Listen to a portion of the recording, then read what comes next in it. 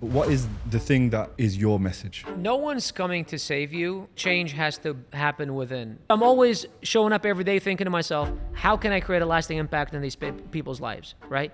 Not how can I increase my LTV? Not how can I make more money? But if I challenge you on it some more, not sure. everyone can achieve those results. So if by talking about those stories and waving that flag and sharing those testimonials, how are all these other students going to get the same results at BK University? Well, they're not. And I think that's the thing. I think that it's being honest about that. Not everyone is going to get the same results. Today's guest is someone that wants to impact over 1 million lives by 2030. He's already making over $2 million a month, but now has a vision to do even more with his BK University. I've never been motivated by people who are like, I'm going to show you. That's just never been me. The thing that drives me the most is other people who show up for me. Are you the guy who's just going to run ads and make even more offers, or do you become more conscious in how you earn money? You can still grow an amazingly big business consciously. If you think of people who have like PhDs and degrees, they don't tend to be entrepreneurs because they calculate things differently. You have to have a bit of stupidity about you to take those risks. You've got to be delusional. Leadership is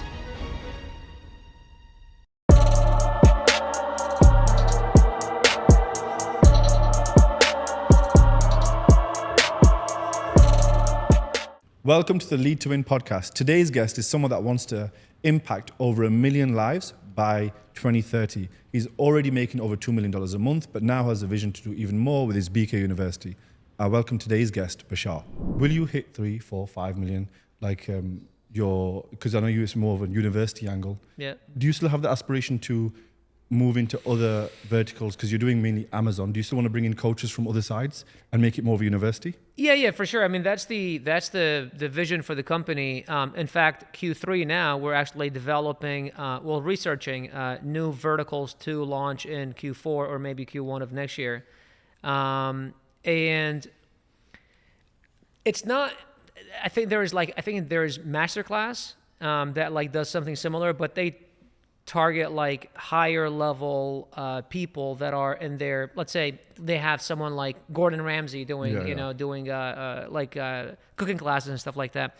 For us, it's not that necessarily, like we're not going to be targeting the influence of the influencer as much as the skill of the person that has that skill, right? So it could be someone that's a nobody, that nobody knows them, but they're really good at trading Forex or something like that, right? So we would absorb that person inside of our university and then offer their skill to our audience, right? But the goal over the next 3 years is to have about a dozen different skills that people can acquire to make money online. So this could be like real estate, or it could be crypto trading, could be stock trading, or e-commerce or whatever it is, you know what I mean? So that's kind of the vision for the company, Well, if you were going to do it in that way, you can also go down the route of advertising different offers, because you could have your Amazon specific offer, or however you angle it in terms of the amount of revenue that you would grow and the amount of money you would make. Yeah. But you could also make it about, have you been curious about becoming more productive and having something around that? Sure. So like you can make it down different verticals and then your brand will just...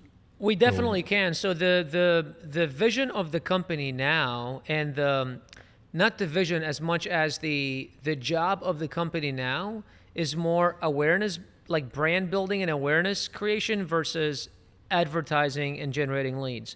Because we are more focused on like recruiting distributors and building the network. Yeah. And through the network, they're going to advertise our skills, and they're going to bring people through that, And one of the biggest reasons why we moved towards this way, because we started realizing that, first of all, no one had scaled an education company to the level that we want to scale it, doing the traditional ads and that kind of stuff, and funnels and all that.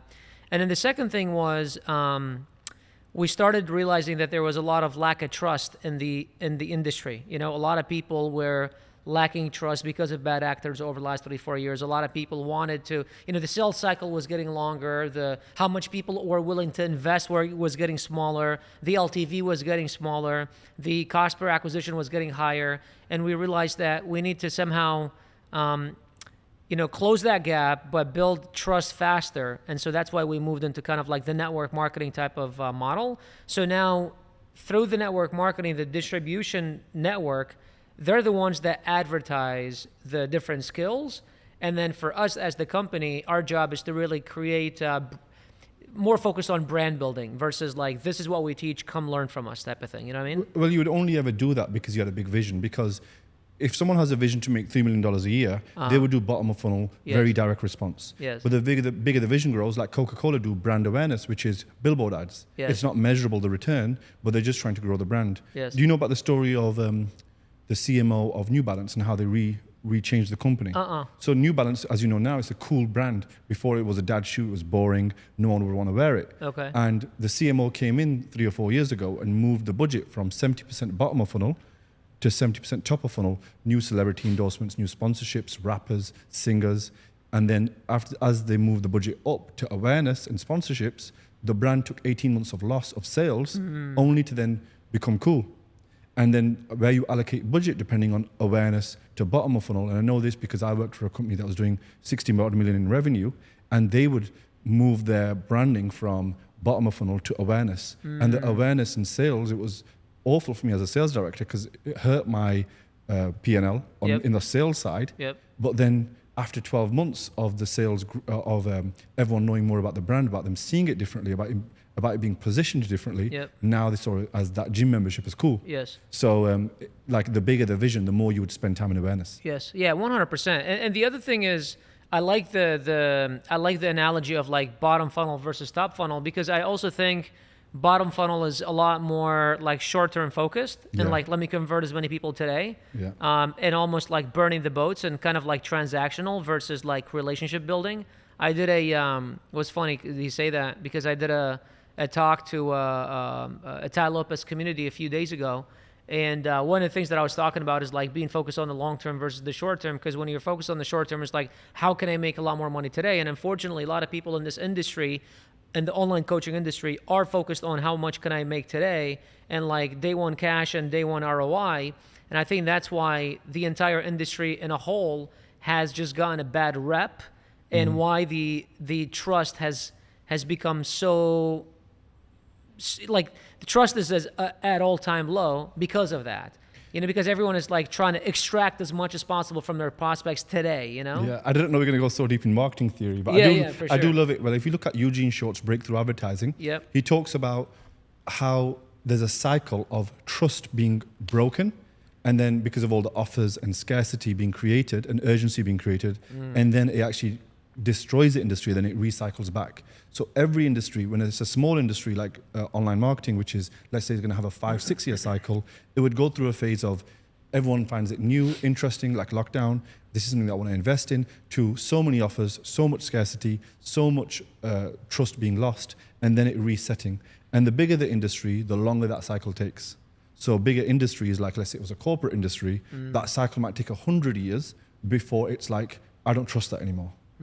So like in marketing theory, you have this, and it's like a part of just a system that works. Interesting. I never thought about it that way. Well, you know, I recently read, about a year and a half ago, I read Patrick Bet-David's book, Choose Your Enemies Wisely. And in that, he talks about how we need to continuously recreate ourselves in order for us to stand out, in order for us to kind of go to the next level. And oftentimes what happens is, at least from my personal experience, is I normally recreate myself when I hit rock bottom and when my back's against the wall, and that's usually when shit has hit the fan. And so, and kind of like compared to what you're talking about, it's like, how can one recreate themselves before that cycle actually takes place? Because if and when the cycle takes place, it's like probably a lot of the players have been wiped out because it's gotten so hard to convert and generate revenue and stuff like that. And so it's like, how can you get ahead of the curve, and how can you stand out to where you're ahead of the cycle instead of allowing the cycle to either wipe you out or force you to recreate yourself, you know? That's amazing. You know, I was actually quite resistant to read that book because I thought picking an enemy felt like, I used to think, I don't have an enemy. I don't hate anyone. Yes. But then after reading that book, an enemy isn't a person. Yes. It can be an emotion. It can be anything. Yes. Did you have an enemy that you found? So for me, it was a person. Yeah, for me, it was a person. It was a few people actually that have walked out on me, that have quit on me, and kind of stopped believing in me and in my vision and stuff like that. And so, for a little while, for about a good year, it was a driver. And then I don't know what happened. I think I don't know, man. I resonated. That concept resonated with me for a little while, and then it didn't. You know, and the reason being is, It's like there is that picture.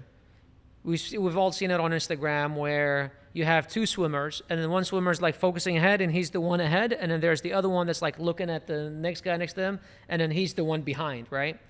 And every time I've tried comparing myself to others or look at others, whether for motivation, whether for inspiration, aspiration, whether for like envy or just focusing on where they are in their journey and comparing myself or whatever, I've always not done well. You know, I still remember this was like 2019, 2020. There was the specific guy that I was in the same industry. I was, you know, trying to make it in.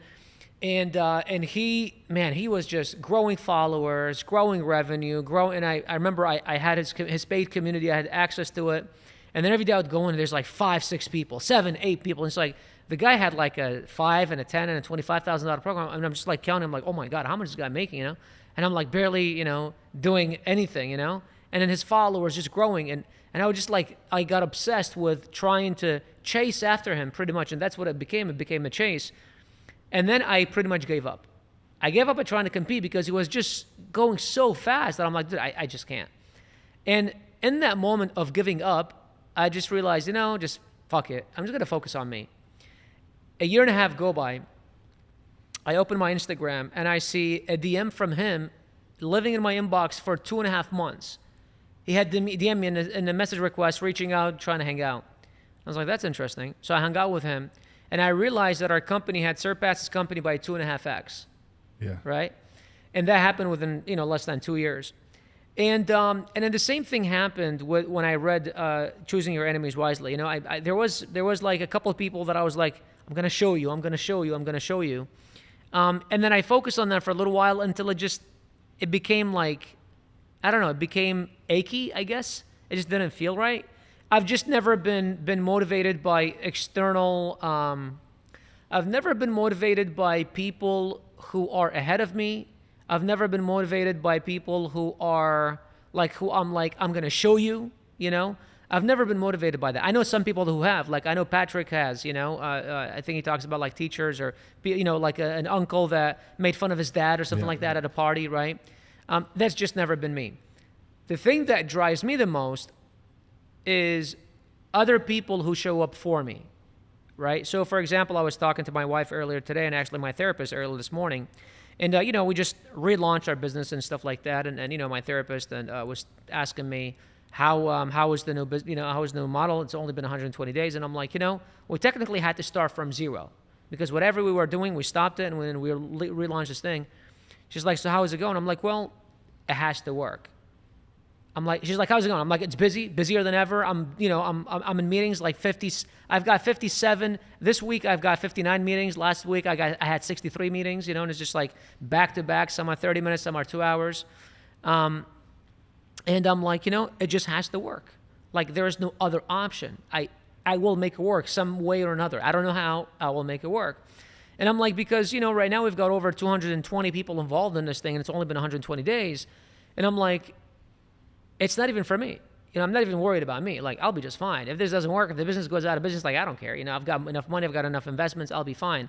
I've had to rebuild from zero twice, and I've always made fine, you know, been well. But it's about all these people that are now invested in me, invested in my vision, invested in the mission of the company. Like, I have to show up for them. So I've always found that being a much stronger driver for me to show up than like other external things. Does that make sense? It makes sense. It makes complete sense because you know a lot about capitalism and then you have conscious capitalism. Yes. And conscious capitalism is where you are doing things, but you also think about empathy and compassion for others. And like your business is driven to make money. You of course want to make 100 million. Yes. But then you're thinking about the impact and how it affects others. And this is the route that many go down because when you go from scarcity mindset to having no money, and you know this, you should not follow your passion. You should follow what's going to make you money first. Yes. You do this and you become a capitalist, and then down the road, you get choices, and then your character gets tested. Are you the guy who's just going to run ads and make even more offers, or do you become more conscious in how you earn money? Yes. And what you tend to find is you can still grow an amazingly big business consciously, which is what you're doing. I've just found it more fulfilling. You know, and I agree with you about the, you know, not chasing your passion. You know, people always say, I used to hear, I love Gary Vee, but I also hate him for whenever he says, chase your passion, If you find your passion, you'll never work a day in your life. I'm like, dude, if your back's against the wall, you've got debt collectors calling every day, like you are in a scarce mindset. And in that mindset, you can't find your passion. Now, if you woke up at the age of 3 and you're dribbling a soccer ball, that's a different story, right? Like, go chase after that. But it's like the rest of us, like, for me, I think passion is, if I can make money and help people, I can be passionate about it. And every business that I've founded that succeeded followed this very simple, kind of concept. I can make money from it and take care of my family, and I can help people. I can be passionate about it, right?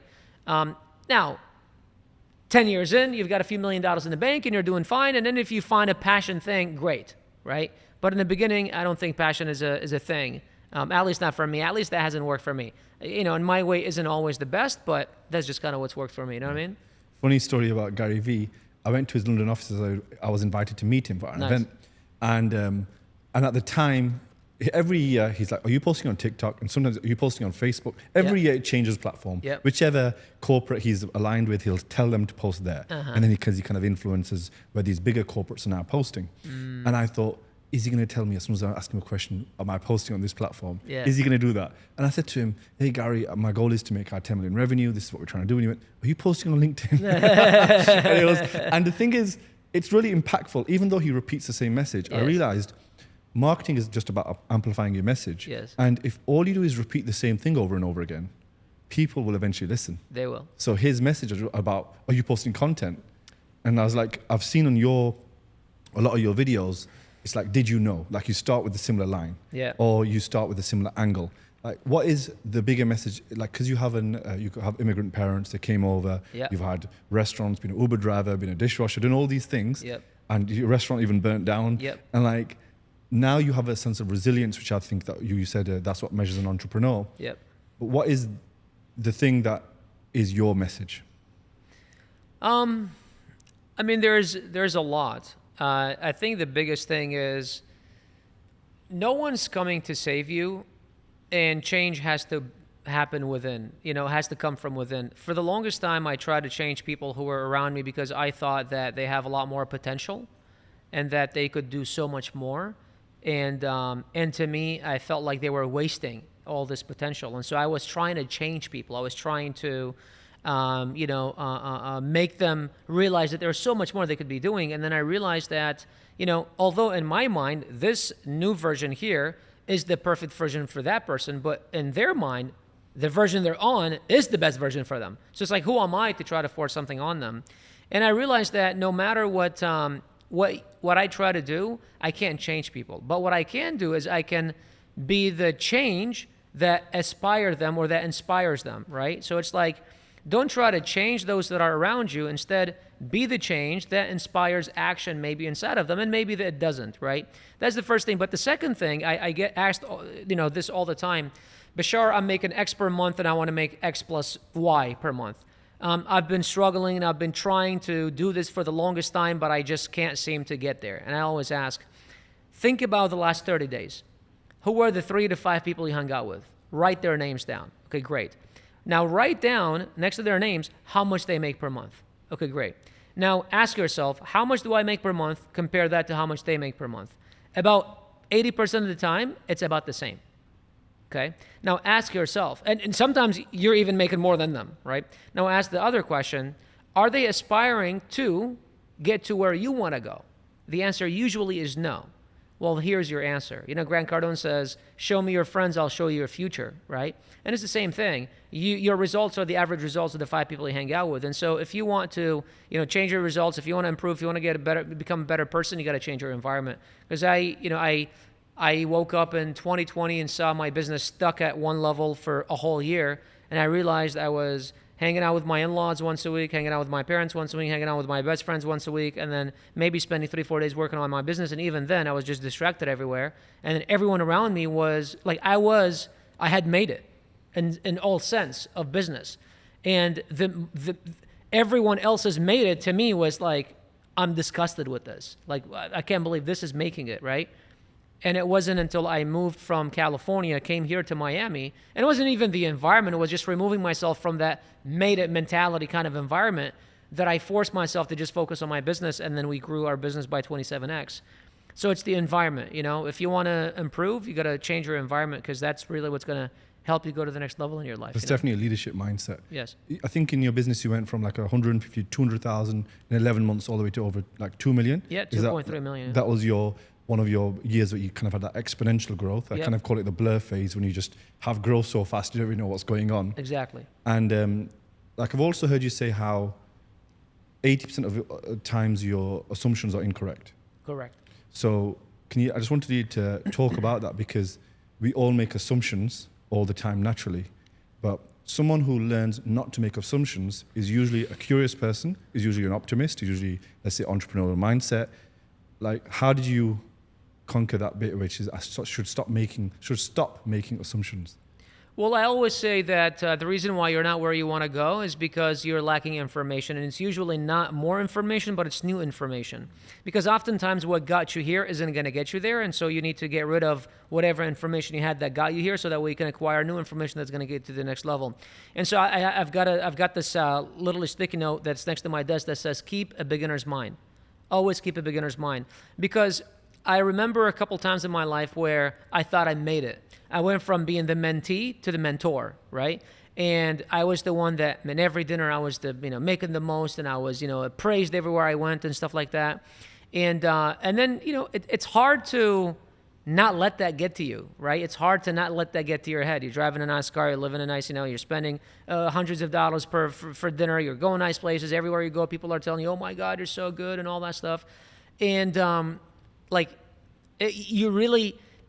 it takes a lot of humility and a lot of willpower to not allow that get to your ego, because we all have ego, and so in that, I learned that if I don't keep a beginner's mind, I will always fall right after I go from the mentee to the mentor, the mentee to the mentor mindset.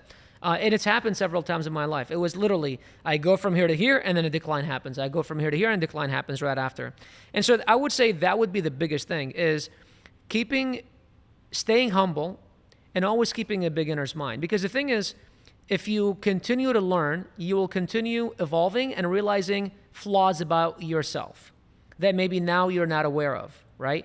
But if you stop learning, if you stop evolving, if you stop, connecting with people, and if you stop getting to know people, then whatever information you have is going to be the only pool of information you're going to pull from. And that's good, because it got you here, but it's not going to get you to the next level. And you're going to start having a lot of blind spots. And the minute you have blind spots, you're just going to start, having things fall in front of you, and then you're going to start fumbling and falling. And then before you know it, you wake up and you're at ground zero, and now you got to build back up. I love it. And you mentioned how ego, it could be like your superpower, or it can hold you back. Let's say it was Eastern philosophy, ego is bad. In Western philosophy, they can say ego can be good. Sure. And is ego, it can be defined as like self-worth or self-esteem.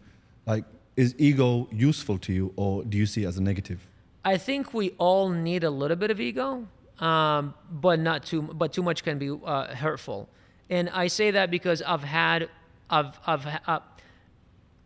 the pendulum swung both ways. When I was younger, so at the age of 23, one of the reasons why my restaurant burned down was because I had too big of an ego. And some people will say, well, what does that have anything to do with the restaurant burning down? Well, because my ego was so large that I thought to myself that I know everything at 23, no experience, no business experience. I know it all. No one can teach me what to do. I don't need anyone's help. And I went and I renovated a place, and that's how it burned down. We switched the concept from American to pizzeria. We brought in a bunch of old equipment. We brought in someone that wasn't licensed to set up gas pipes.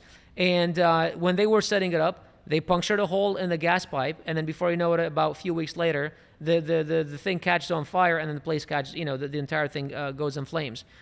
And that's because I had too big of an ego to even allow someone to tell me, dude, this guy doesn't know what he's doing. Although he's charging, 30%, 40% less, it doesn't mean that it's a better job. Obviously you get what you pay for. but my ego was so big that no one could tell me what to do, right? And then the reason why I hired someone that was cheaper was because my ego was too big. I didn't allow someone to tell me what to do, and the restaurant was struggling, so I didn't have the money to pay a professional, right? Now, since then, I also had to swing the other way, which was no ego, and I've had people walk all over me. I've become I had become the people pleaser, and I would go the extra mile and bend, backwards to please people and keep people around, and that's not good either. But I think a controlled degree of ego is really important. So this way you have your self-worth, you have your self-respect, but at the same time, it's not so big where you just become deaf and you become blind and you don't allow anyone kind of help you. You know what I mean? Really nice. And what I'm recognizing is that you could have the right amount of ego, but then it's also with something that's more environmental savviness, which is defined by, which is just like a term I just made up, which I think about you had a business in a daycare center where you kind of like rented space. Right. And like, think about everything that you've always had as savviness. So even in your 20s, you were savvy. Even in your 30s now, you're savvy. And you're just applying it in a faster vehicle. How do people learn to be savvy? Because some people would say, I'm savvy because I have an immigrant mindset. Or like, you just find a way. You think, initially for me, it was, can I find a shortcut to do it? And then you eventually learn there's no shortcuts. But that mindset actually is good for you because you're always just savvy, looking for different ways to do things. Yep. So how does someone learn to be more savvy? Like, because you've got that skill. Well, Warren Buffett says a smart man learns from his mistakes, a wise man learns from other mistakes. For me, I've had to make the same mistakes twice for me to even learn from them, right? I've had coaches tell me don't do something, and I'm like, oh yeah, that makes sense, and I go do it, and then I fail, and then I go do it again, and I fail, and now I'm like, oh, okay, that's why they said don't do it, So obviously, learning from someone who's done what you're trying to do, I think that's the shortcut to success. But at the end of the day, you've got to experience, And so the thing is like, how can I experience a lot more faster? Which is starting younger, but that's not to discourage those that are older, starting now, right? Because the other thing is like, okay, you can either start younger, but if you're not young and you're in your 30s or 40s or 50s, it's like, okay, well, let's start now. Let's not like wait 7, 8, 12, 24, 36 months. Let's start now. And so it's just doing more faster, failing forward, getting up, going again. And I think it was Alex Hormozi who said it. He said, the successful people aren't smarter than you. They just have bigger failed resumes. Right? So if they're just like, they've failed a lot more than you and they've got up and got going. I've launched 9 businesses, the first 7 failed, right? Like failed miserably, One of them gave me into $150,000 in debt. So it's like, just do more faster, fail forward, get up, dust off, go again, That's incredible. Yeah. And it is, when you think about failing, you said you had to start over recently. You're saying you're just starting over with this new business now. Yes.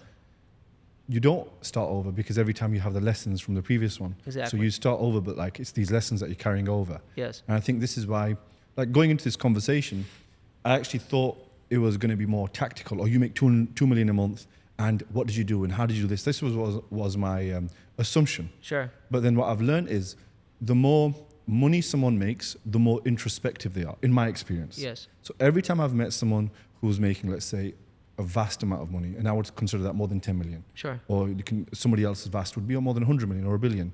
They become more introspective because they know themselves better. Yes. And they know their limitations and what they can and can't do. And I think, would you say your growth of the money that you've made has been directly correlated to how much more introspective or how much more self-discovery you've done? Absolutely, 100%. Because Tony Robbins says success is 80% mindset and 20% skill. And when we first start, we always focused on the skill. It's like we go to school, we get a degree. What does it do? It doesn't teach us about mindset, it teaches us about skill. But that's why those that have degrees, it's like they are capped. Because all they've done all their life is sharpen their skill sword, but they have not sharpened their mindset sword, right? And those that make it at the highest levels are able to sharpen their mindset sword. In fact, focus a lot more on that than anything else, right? Like when I look at the education that I've had over the last 3-4 years, it's been probably about 70-80% mindset related. You know, it's been very little to do with skills. When it comes to skills, it's like I'll hire someone for an hour or two to teach us how to convert this funnel better, whatever, how to build this webinar and have it convert at 20% instead of 15%. But that's it. But then the longer term education is mindset related. You know, I've got a therapist that I've been working with for the last 3.5 years, and I meet with her once a week, every week, and virtual, and then 2 days a quarter in person, and we go into just a full 2-day, completely unplugged, offline, just, you know, full intensives, you know, tapping in all that stuff. And then every other education that I do, the books that I read, the podcasts that I listen to, the education that I do, it's all about mindset. And what that does is it allows you to uncover certain limiting beliefs that you have, because I don't remember who said it. And this is gonna take a couple times for me to say it, because the way that I see it, I think I need to say it better. But someone said, those that are succeeding at the highest levels, it's not because they have something you don't have. It's because they don't have something you have. And it's usually limiting beliefs. Yes. They don't have stuff you have, which are limiting beliefs, right? And so that's essentially what it is. Like, the more I study people, it's like, dude, it's just, all it is thought process. All it is how they think, how they process issues, how they, you know, what they do with their demons. We all have demons. You know, I woke up this morning having doubts and having fears about certain things, you know, this podcast, for example. But the successful are able to recognize the demons and say, okay, well, I still got a full schedule. You know, it's like, I'm still going to show up.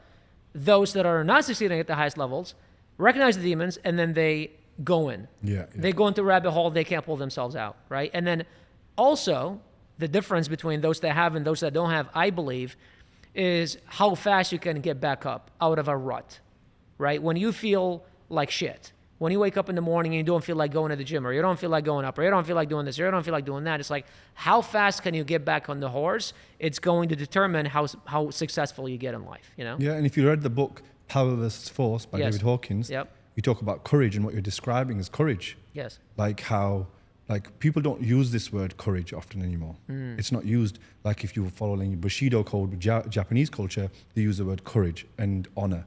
But then in modern day, we don't use this word anymore. And what you're describing is like doing things that you don't want to do. It involves courage. Well, I think I saw a definition one time for courage. Courage is, it was something along the lines of, courage is when you feel fearful but do it anyways. Yeah. It's not, you know, when they say people are courageous, it's not because they don't fear stuff. No, it's everyone has fears, but they do it anyways, right? Like I was watching, I watched Tom Cruise the other day, Mission Impossible, his last one, I believe it is. I don't think it is. And man, I don't think it's his last one. I don't think he's ever stopping. Yeah, exactly. And like you see the scenes, and it's like he's jumping off planes, and you know his freaking parachute is burning, and it's like, dude, it's him actually doing it. Like, there's no double. This is not UGC. This is like him actually jumping off a plane, and his parachute is actually on fire. Like, what the fuck, you know? And then I'm thinking to myself, like, so when he's standing on the helicopter, I know he's probably done these like hundreds of times. Are you trying to tell me that there isn't an ounce of fear in his body? I am 100% the guy's fearful. But guess what? He shows up every time and does it anyways. Or like the one right before this, I don't know, was the final, not the final reckoning, was the first one. I can't remember what it was called. He's got the scene where he jumps off the hill or the mountain or whatever, and then his motorbike just like flies into the thing, and then he jumps off and then he lands in a parachute. It's like, I think they said to practice that he had to do it like 65 times or something. And it's like, my God. Yeah. Are you trying to tell me when he's on that bike and he's going off and he's about to jump off, he's not thinking like, what if this parachute doesn't open? Then what? Right? Like, are you trying to tell me he's not getting these crazy thoughts? But it's about recognizing the negative thoughts and then doing it anyways. That's courage to me. Yeah. You know? And I often think this is why very intelligent people don't actually succeed in business. Like people, Elon Musk might be an anonymous, like someone who's like an outlier. But if you think of people who have like PhDs and degrees, they don't tend to be entrepreneurs because they calculate things differently. Yes. You have to have a bit of stupidity about you to take those risks. You've got to be delusional. Yeah. You've got to be like seriously, like you've got to be pretty delusional. Like for example, the thing that we're doing right now, and I'm not trying to, you know, I'm not Elon Musk. I'm not flying rockets into space. I'm not civilizing Mars or anything. But it's like the thing that we're doing right now with our business is like we're combining two industries, and it's never been done, right? And like, for example, when I started online coaching 6 years ago, I had Sam Ovens.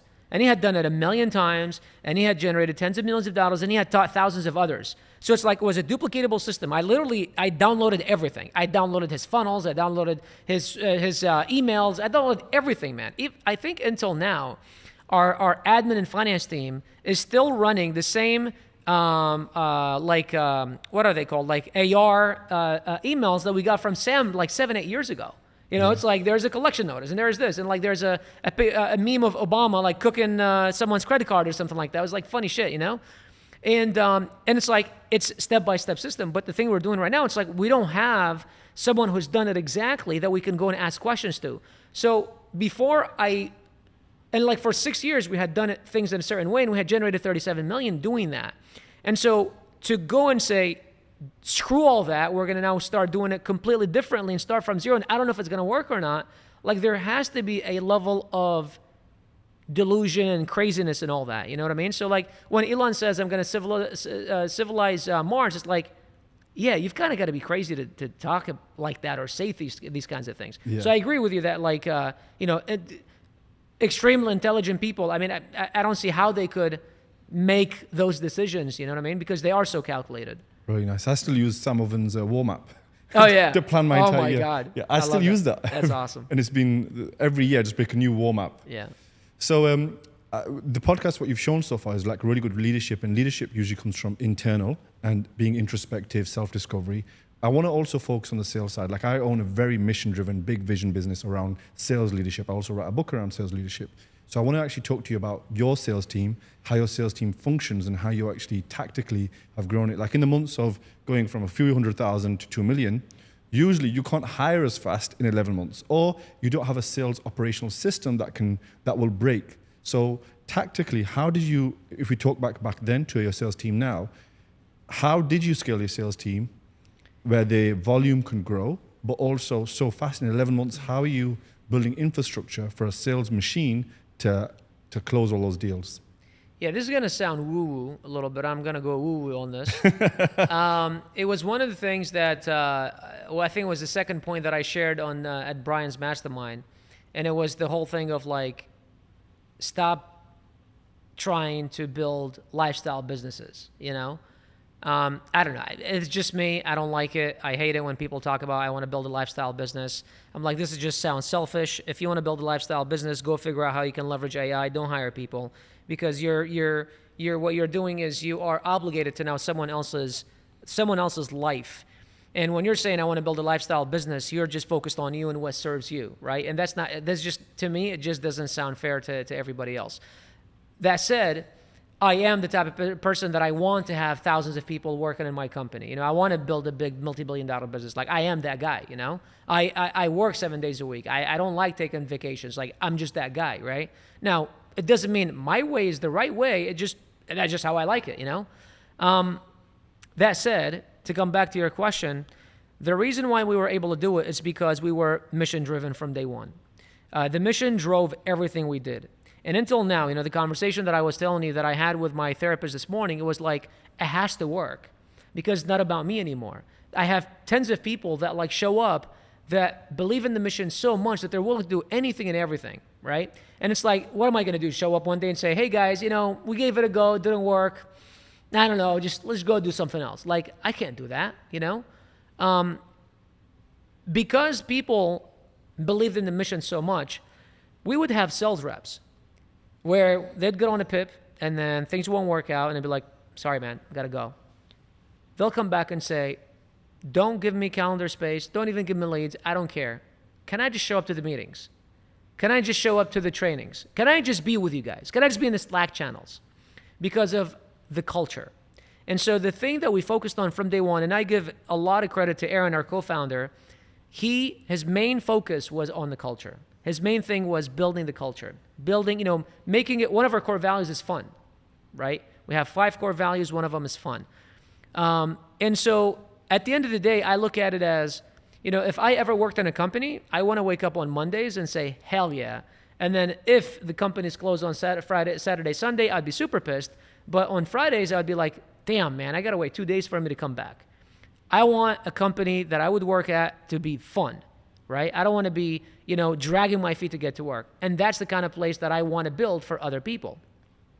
And so we focused on that. And when we focused on that, everything else just kind of took care of itself. Because to be honest with you, when you go from $150,000 a month to $2.3 million a month in 10 months, you skip a lot of business levels.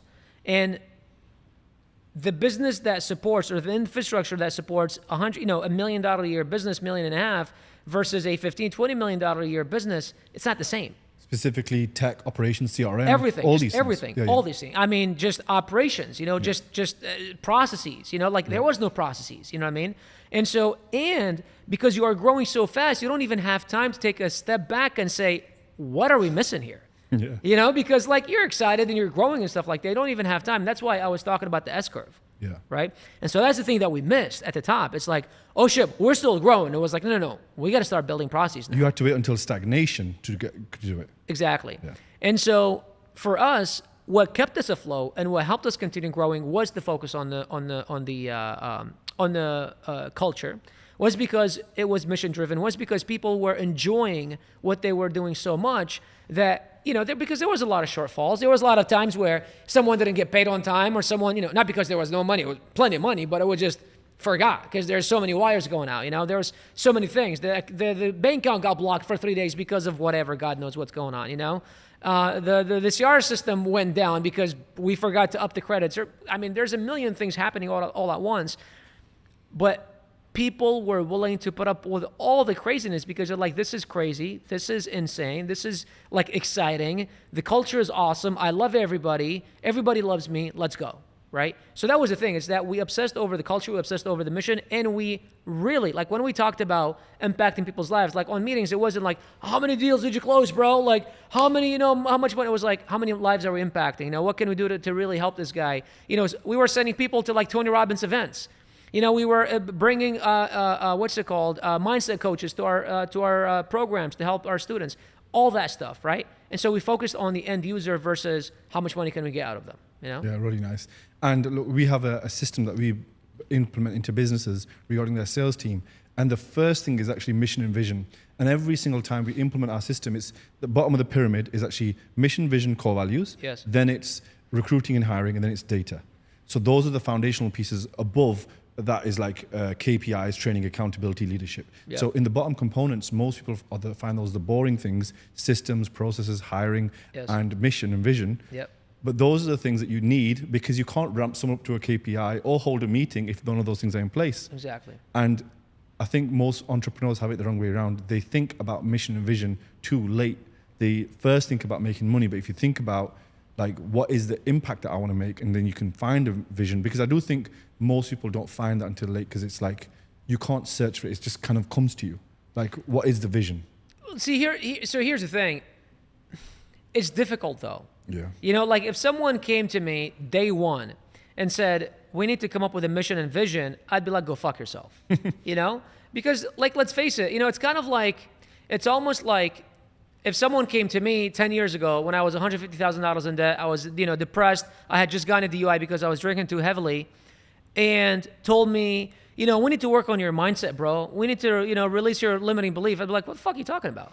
I've got credit card debt, I've got debt collectors calling me every day. I got to make money, So it's kind of the same thing with the vision mission. It's I had to discover it, Now, luckily, I discovered it fairly early in my entrepreneurial journey, and it's not even an entrepreneurial journey as much as my leadership journey, because I had been an entrepreneur for almost a decade when I found out about the mission and vision stuff, but I wasn't a leader.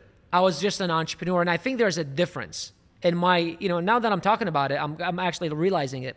I think there's a difference between being an entrepreneur versus being a leader. I feel like an entrepreneur is almost like when I think entrepreneur, I think a single person, I'm worried about myself. I want to just kind of try to make ends meet. I'm going to do whatever it takes to make it happen, right? Where a leader, it's more of, you don't even need to be an entrepreneur for you to be a leader. You could be an intrapreneur, which is leading a division or something within a company.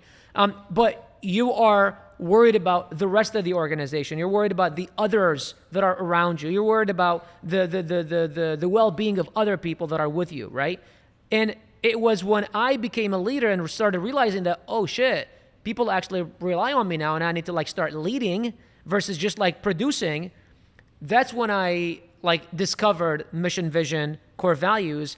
And then I realized, oh wait, this is like the foundation of all this stuff. I love it. Now starting a new business, that's where I would start. But now because I have the experience and I know, right? Now starting to make money, I would start with mindset. You know, if I were to create a course or teach someone, I would work on mindset versus here's a skill because I know. But I think someone starting, especially like beginner entrepreneurs, man, I think like they just have to go through it and like find out, because trying to teach them this stuff, it just won't make sense. You know, I remember I saw a clip by Will Smith, and they were telling him about like, you know, you've made it at the highest levels and you've fallen and you've got up and all that stuff. You know, how do you go from like, I'm the celebrity, I've got all this, you know, all this material stuff, and then realize, shit, this actually doesn't bring me joy, and then needing to focus on what really matters. He's like, you know, you can't teach it to people. Like if you're a celebrity, if you're coming up, all that stuff, if you're about the money, you're about the chains, you're about the travel, you're about the cars, like, go do it, bro. I love it. You just got to get it out of your system and then realize, oh, that's not actually the destination. It's just kind of, it's bullshit. You know what I mean? I agree, it's bullshit. And you used, like, you were talking about the difference between an entrepreneur and a leader. Yeah. And I love defining words recently. So entrepreneur, I would define as a seeker of opportunities. Yes. And a leader, I would define as a guide to others. And that's why they are so different. And because the skills are so different. So one's a guide to others, one's a seeker of opportunity. Yep. And we have one of the biggest things that people come to us for is our sales manager development program. So they have a sales manager and they want to develop them into a sales director, or they want to make them into a leader. So how have you done that within the leaders within your business? Have you had a closer become a sales manager? Have you had a sales manager become a sales director?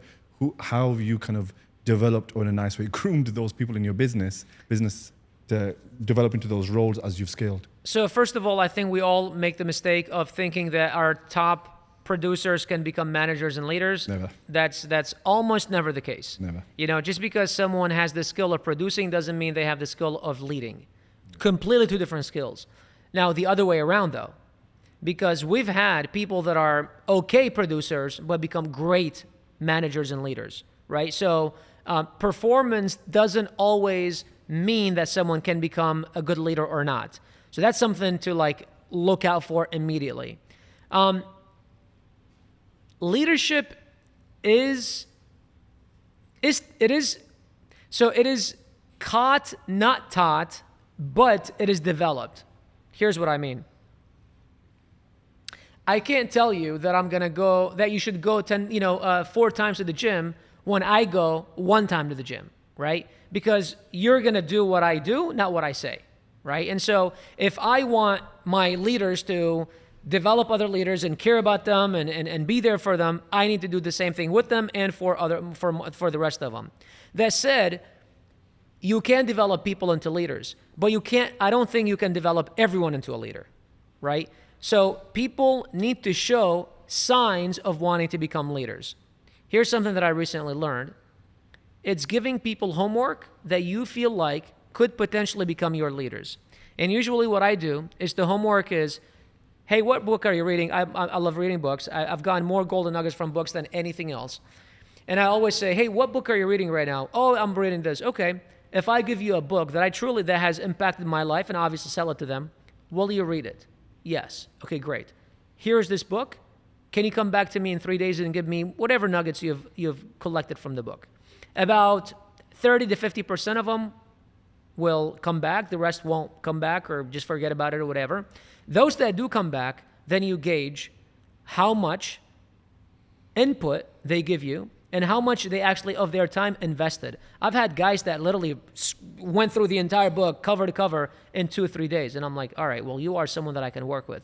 Now what I'm going to do is I'm going to put them on my calendar and then work with them on a weekly basis, 30, 45 minutes, and invest as much time as I can in them to developing into whatever role that I feel like they could be a fit for or something that they are interested in. But first I'm going to ask, what do they want to do, right? What is it that they are interested in? What are their goals? Finding out what their goals are and then trying with them build a plan to accomplish there, to achieve there. And then the other thing is if they try to kind of point them in a direction that I want them to enter. But if I see that they're going to a completely different direction, present the opportunity in front of them. One thing that I learned from EOS is creating a vacuum, creating creating the vision, creating the track they want people to go into. And once you create the vision and you create kind of the destination, people will fill in that void, right? So it's like, as the leader, as the visionary, you have to create the path you want them to go in, but it's about figuring out who is the person that's worthy of your time and of you developing them, you know? And you want to make sure that you're spending 80% of your time with 20% of the top people. It reminds me of an old sensei that would say, meet me at 4 a.m. before the sun rises. Yep. And 90% of kids wouldn't never get up. But the one that does show up, you would help. Yes. It just reminds me of that method. Exactly. And okay, so before we wrap up today, I have a segment that I would like to invite you to, which is where it's an open debate.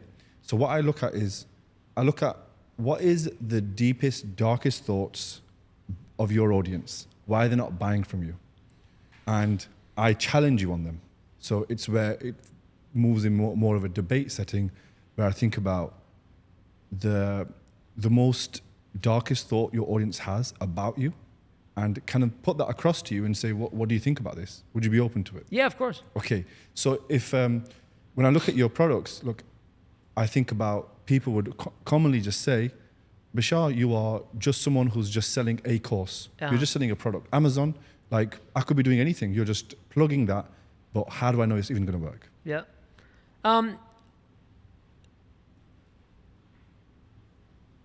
Three things that we focus on inside of our company.